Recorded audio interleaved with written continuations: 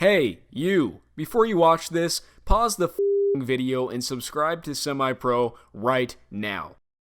The Packers are coming off a 13-3 record and an NFC Championship appearance, but Green Bay is going to struggle in 2020. A lot of it has to do with the managerial incompetence of this team, but some of it has to do with the play on the field as well. Let's start with the obvious elephant in the room, the NFL Draft. The main story was, of course, the Packers drafting Jordan Love in the first round when Aaron Rodgers is still under contract and still playing at a high level. There are 3 different elements to this pick. 2 I think are negative, and 1 I think is positive. The first negative is the fact that the Packers have almost no help around Aaron Rodgers as far as pass catchers are concerned. Davante Adams is a top 5 receiver in football, but there isn't much, if any, production around him. Marquez Valdes-Scantling, Devin Funchess, Equanimeous St. Brown, Alan Lazard, Mercedes Lewis, Jay Sternberger, these aren't exactly the guys that are drawing a defense's attention and are giving almost no help to Adams on the outside, or Rodgers for that matter. This year's NFL Draft was loaded with talent at the wide receiver position, and at the time that Green Bay selected, there were still very talented wideouts on the board, such as T. Higgins, Michael Pittman, Laviska Shenault, KJ Hamler, Denzel Mims, and more.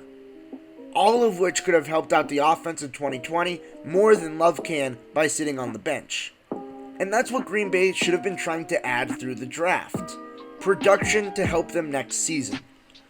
Green Bay also traded up to select Love, which made no sense considering the team in front of them were Miami, Seattle, Baltimore, and Tennessee. 3 of which already have their franchise quarterback, and 1 who drafted one earlier in the draft. The second negative about this pick is the relationship between Matt LaFleur and Aaron Rodgers. This relationship is still very new, and we still don't know where Rodgers stands with his feelings towards the organization and his head coach.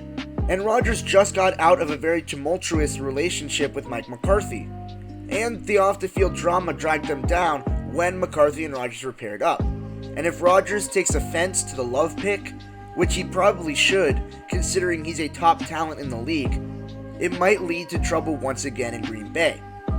There is one defense to the Love pick, and that is that the situation is almost identical to what happened when Rodgers came into the league to replace Brett Favre. Favre was still one of the best quarterbacks in the league when Green Bay drafted Aaron, and it allowed Rodgers to sit for a few years, learn, and develop into a franchise QB, and Green Bay is probably trying to do the same thing again with Love. But drafting Love wasn't Green Bay's only blunder through the draft. In the second round, they added A.J. Dillon, a running back out of Boston College. And if you know anything about the Green Bay backfield, then you know that they already have 2 very capable runners behind Rodgers, with Aaron Jones, who was a 1,000-yard rusher last season, and Jamal Williams, who can do everything relatively well, making him the perfect backup running back. Dillon makes no sense for the Packers. He isn't a receiving threat and isn't going to start. Then, in the later rounds, the Packers took 3 interior offensive linemen, which you might think is a good choice. But then you realize that the offensive interior is actually well above average in the NFL, and they let one of the best tackles in football, Brian Bulaga, walk during the offseason and replaced him with a very below average one in Rick Wagner. And you start to wonder why Green Bay didn't address the tackles during the draft. Speaking of the pieces they lost in free agency, Green Bay let a lot of pieces go without doing much to replace them. Geronimo Allison, gone. Blake Martinez, gone. Kyler Fackrell, gone. BJ Goodson, gone. Tramon Williams, gone. Jared Veldier, gone. Jimmy Graham, gone. And Brian Bulaga, gone, as I mentioned prior. They didn't do a great job replacing any of them, so what's left? We've already talked about the offense, but what about the defense? Last season, Green Bay was predicated on their defensive depth, and this year, they don't have that same depth.